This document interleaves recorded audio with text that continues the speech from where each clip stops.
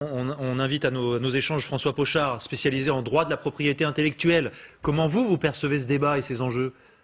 Alors, tout d'abord, je voudrais dire que les brevets d'origine n'ont pas reçu tout le financement public qu'on veut bien le dire, puisque ça a fait l'objet de licences.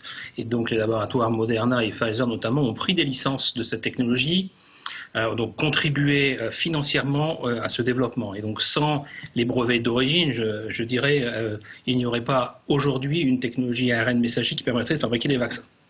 Deuxièmement, on parle des vaccins ARN messager, mais il existe d'autres types de vaccins. AstraZeneca, un vaccin qui n'est pas basé sur de l'ARN messager, et donc il existe d'autres technologies pour fabriquer des vaccins.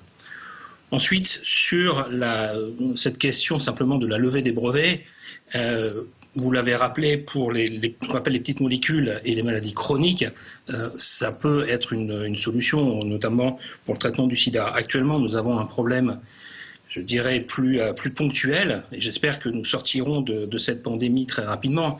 Et donc, vouloir disséminer la technologie, à mon avis, est une fausse réponse, puisqu'il faut beaucoup de temps pour disséminer cette technologie. Faire un transfert de technologie suppose que le détenteur du savoir-faire, forme la personne qui va produire. Et pendant qu'il forme la personne qui va produire, il ne fait pas son travail. Ouais. Donc je pense que ni Moderna ni Pfizer ne disposent du temps nécessaire pour former et transférer la technologie.